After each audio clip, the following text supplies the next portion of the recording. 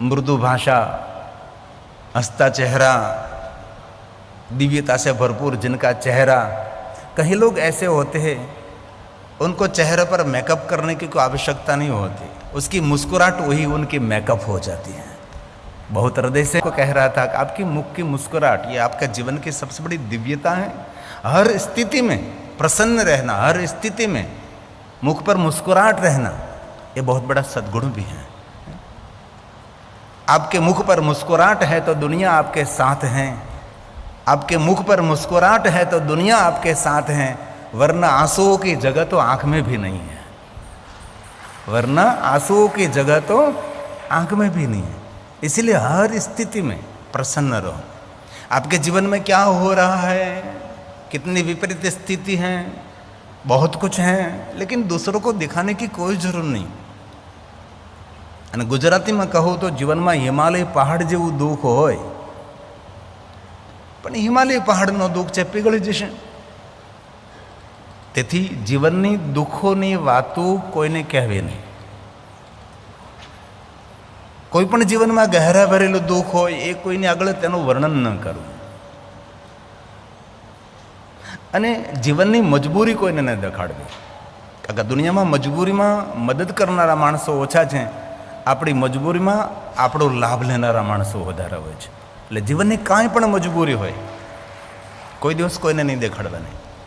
જીવનની ઘણી વાતો એવી હોય છે રસ ભરેલી હોય, રહસ્ય ભરેલી હોય છે, એ બીજાને કહેવાની જરૂર નથી।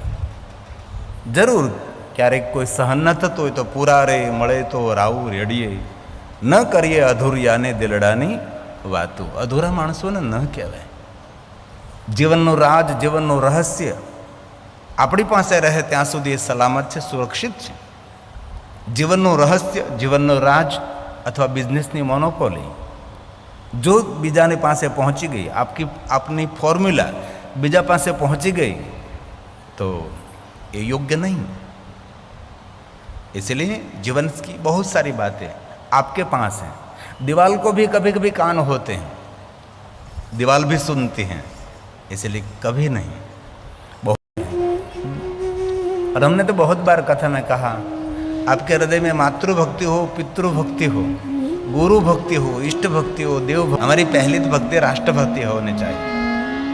जिन राष्ट्र में हम रहते हैं, जिन राष्ट्र में हम हमारा जीवन निर्वाह चला रहे हैं, इस राष्ट्र के प्रति हमारा समर्पण, ये राष्ट्र के प्रति हमारा भाव बहुत आवश्यक है। इसलिए बहुत बार हम कथा में कह चुके हैं। गुजराती में कहूँ तो કોઈની દેહની રક્ષા કરવા માટે રક્તદાન કરવું જોઈએ, દેશની રક્ષા કરવા માટે મતદાન કરવું જોઈએ। રક્તદાન પણ ગુપ્તદાન હોય છે અને મતદાન પણ ગુપ્તદાન જ હોય છે। આપણે મત કોને આપ્યો છે એને આપણને જ ખબર હોય છે, અને રક્ત આપણે આપ્યું છે એ તો આપણને ખબર છે, ખબર નહીં કોને મળ્યું છે। બંને ગુપ્તદાન છે। તેથી જીવનમાં આપ તંદુરસ્ત है तो जरूर रक्तदान करें, અને चुनाव आने पर देश की रक्षा के लिए जीवन का मूल्यवान समय निकालकर जरूर मतदान करना चाहिए, क्योंकि देश ऐसे ही स्वतंत्र नहीं हुआ है।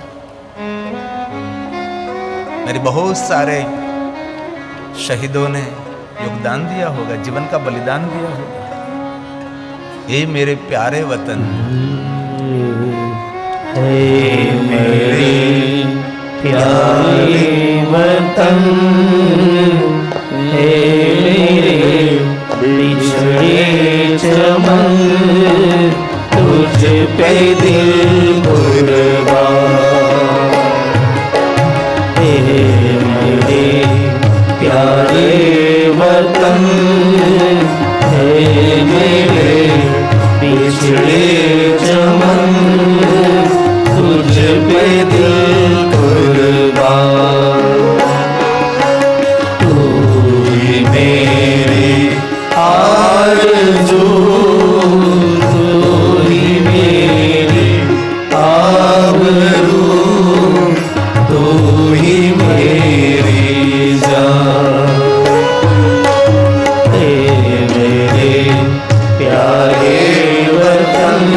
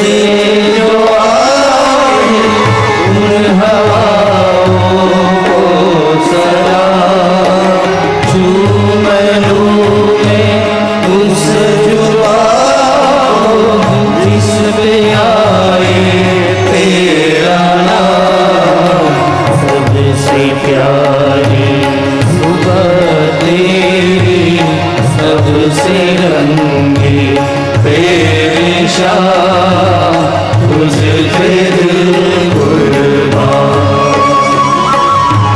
हे मेरे प्यारे वतन, हे मेरे बिछड़े चमन, तुझ पे दिल कुर्बान। ध्वज आपके पास है तो ऐसा कर सकते हैं। बने रवि सीने से लग जाता है तू, और कभी नन्ही सी बेटी बन के आ जाता है तू।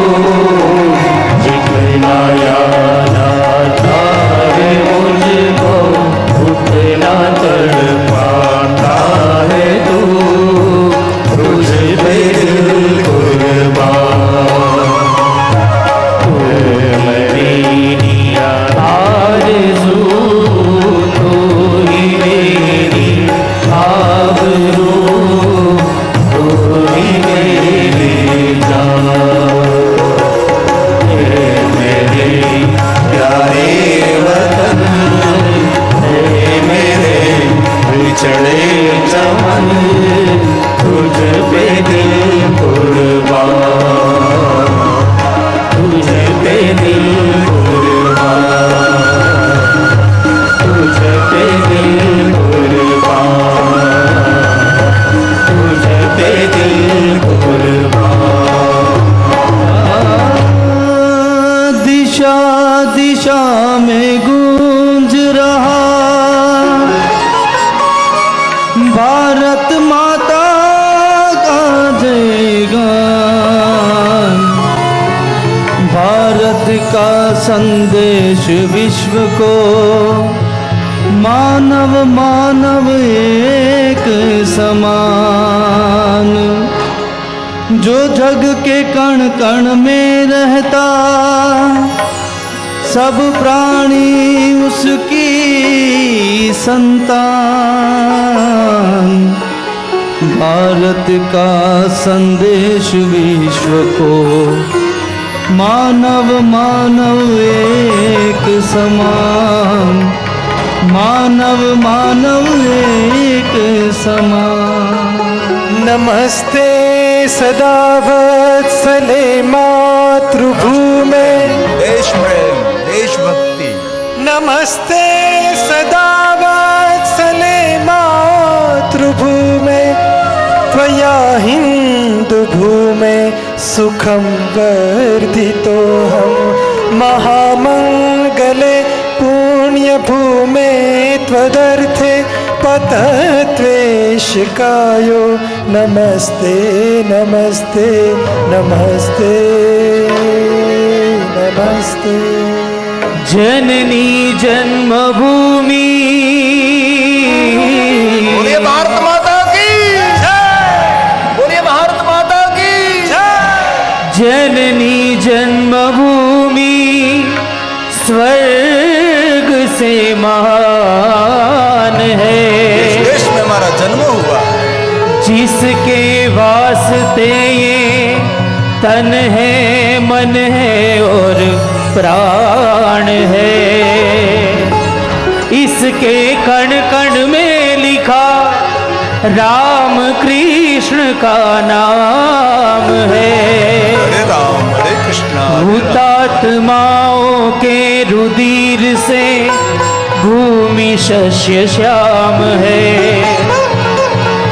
धर्म का ये धाम है, सदा इसे में प्रणाम है।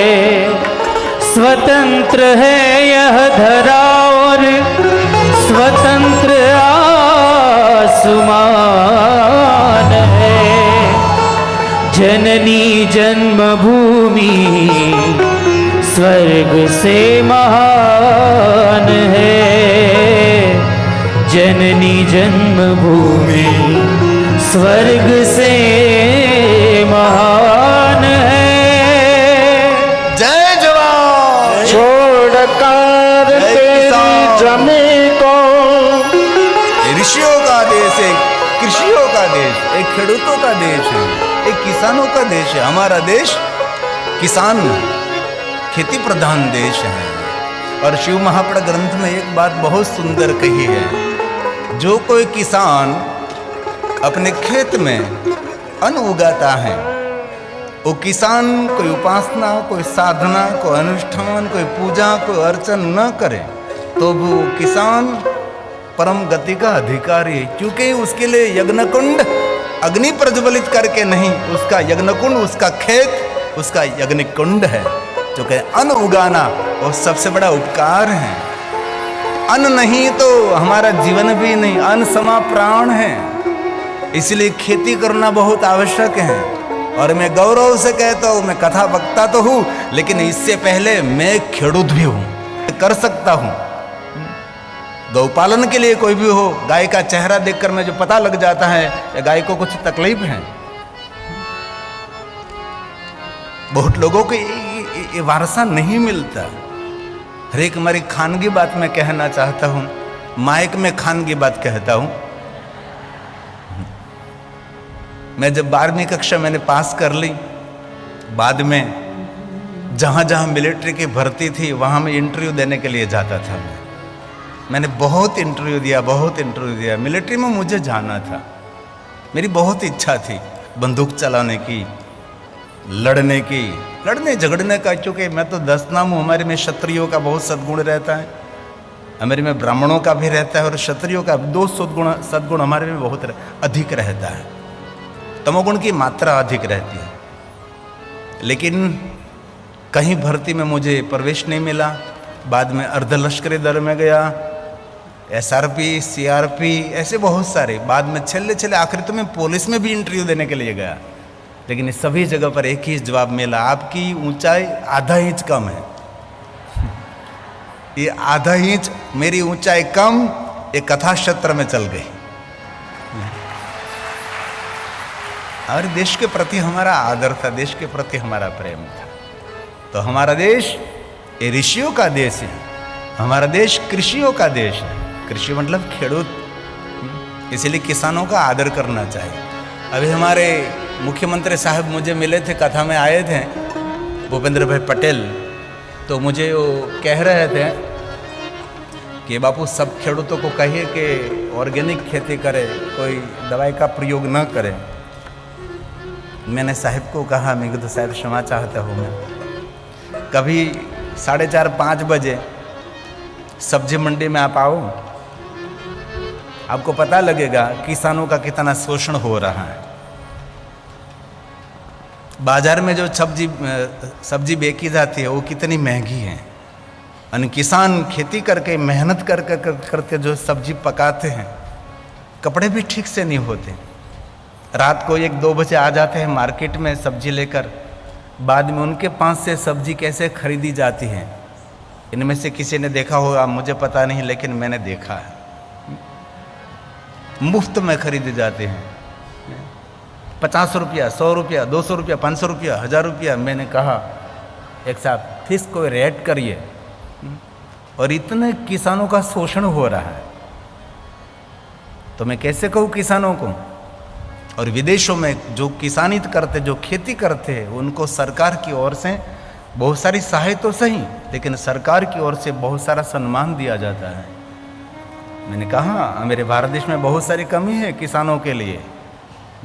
अब तो ठीक हुआ, पहले तो मेरे खेत में पानी पिलाने के लिए रात में लाइट देते, रात में पावर देते थे, दिन में पावर ही नहीं आता। पूरी रात जागना पड़ता था, एक तो शेर का डर, सिंह का डर, और खेत में पानी अंधेरे में। अब थोड़ा सा सरकार ने ठीक कर दिया कि किसानों को दिन में इलेक्ट्रिक पावर दिया जाए तो खेती ठीक से हो सके। अब ठीक हो रहा है। बहुत कठिन है। उत्तम खेती, मध्यम व्यापार, कनिष्ठ नौकरी। नौकरी कौन करता है? कोई नहीं करता। बुद्धिजीवी व्यक्ति बिजनेस करता है, अति बुद्धिजीवी व्यक्ति किसानित करता है। खेती करना कोई छोटी बात नहीं है। इसलिए बहुत 26 जनवरी की शुभकामना देते हुए आइए